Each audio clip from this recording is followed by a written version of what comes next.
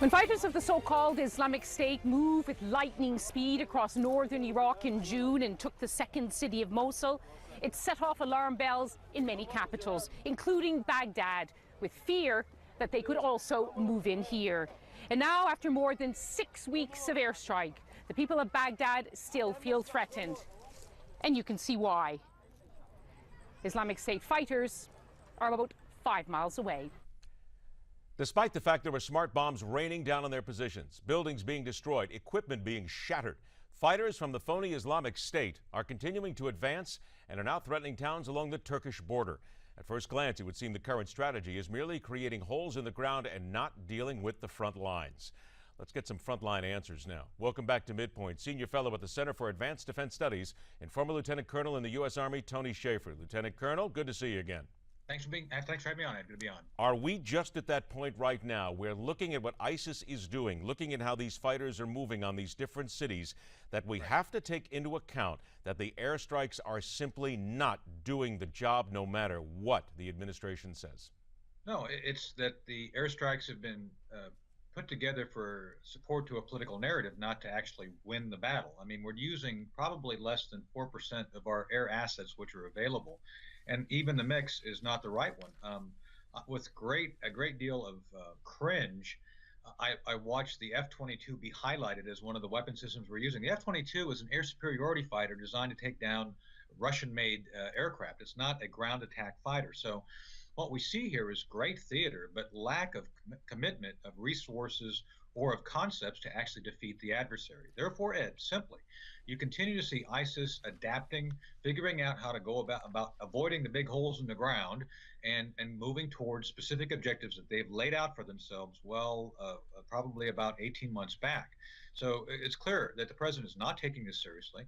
I think the only reason we started bombing when we did is for him to hope to get a political bump in the polls out of this. And simply put, this is a politically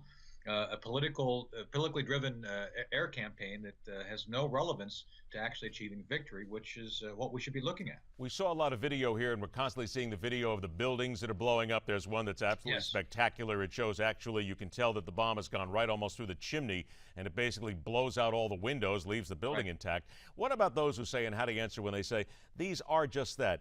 First, they'll say they're empty buildings, but others will say, well, they're using them, though, for staging grounds to basically hold all their ordnance, and that's why we're going after them.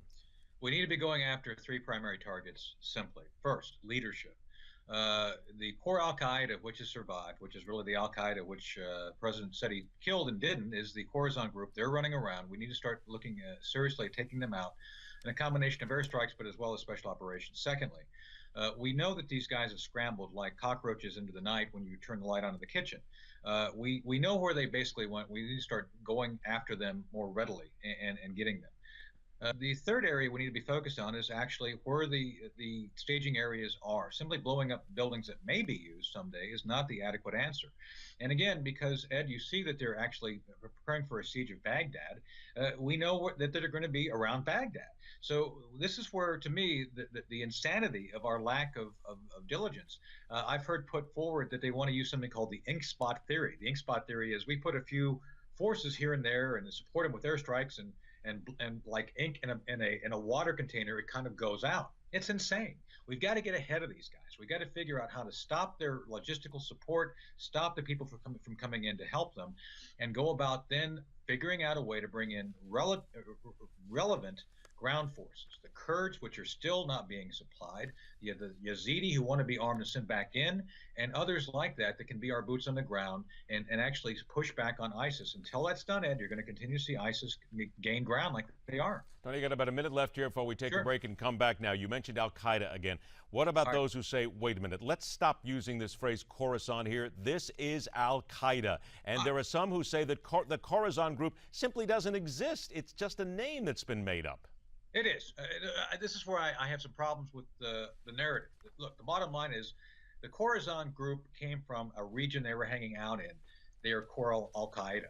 Now, the reason that it's important for your audience to understand this is that, yes, it was the old bait and switch. The president wanted to let people know that there's really a threat over here. It's called Khorasan, but it's really the same threat we saw over here before, which was core Al-Qaeda, which wasn't decimated. So we all need to figure out a way to just talk about the fact it's core Al-Qaeda. They have the same intentions that they had at the 9/11 attack. It's just they're smarter, they're well-funded still, and they got smarter guys actually trying to plan to do bad things to us. So we got to take it seriously. We got to get down to business and going after these guys. And because Syria was ungoverned, Ed, we've talked about this a lot. Yep.